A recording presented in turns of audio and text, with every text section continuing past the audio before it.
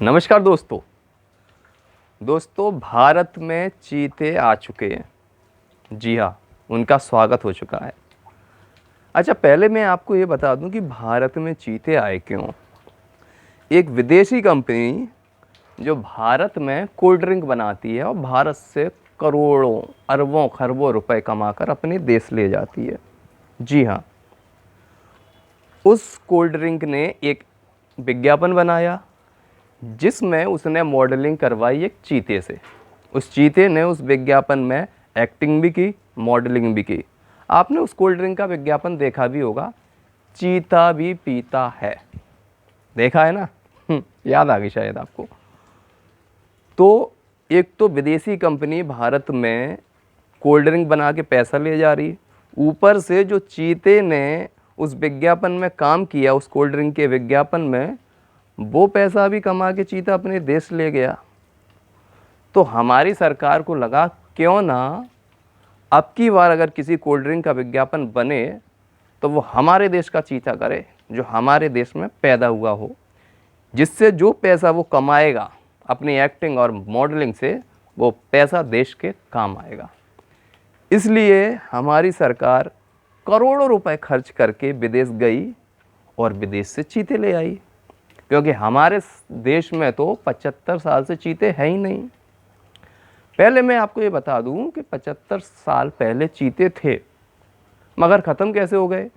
कई कारण हो सकते हैं। कोई बीमारी से ख़त्म हुए होंगे, कई तो शिकार, जो हमारे 75 साल पहले राजा महाराजा हुआ करते थे, वो शिकार किया करते थे, तो वो शेर चीताओं का शिकार करते थे। जैसे कि आप ग्वालियर में जयविलास पैलेस है, वहाँ आइए, सिंधिया जी के पूर्वजों ने शेर और चीताओं का जो शिकार किया है वो जयविलास पैलेस में अभी भी शोकेस में रखे हुए हैं। खैर वो छोड़िए, अब तो सिंधिया जी बीजेपी में आ गए हैं।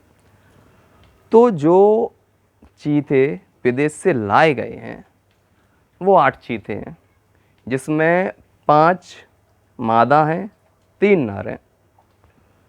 उसमें एक मादा और एक नर माँ बेटे हैं और 2 नर भाई भाई हैं।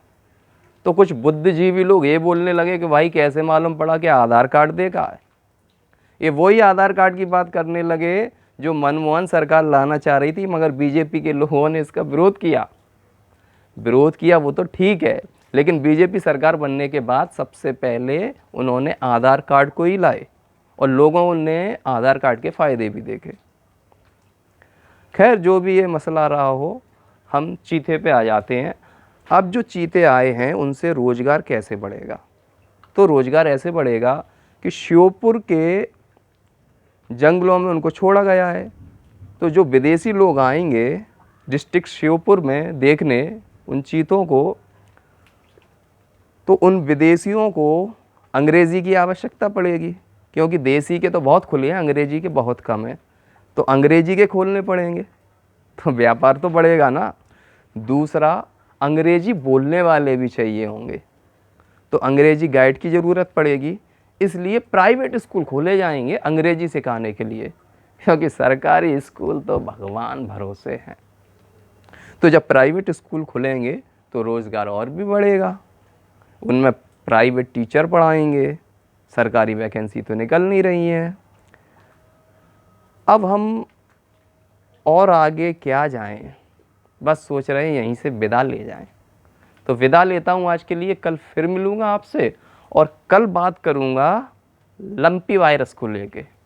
आज करना ठीक नहीं रहेगा, क्योंकि आज तो चीतों की बात हो गई है, चीते आए, उनका वेलकम हुआ है, स्वागत हुआ है। कल बात करेंगे लंपी वायरस के लिए। जब तक मुझे विदा दीजिए, नमस्कार।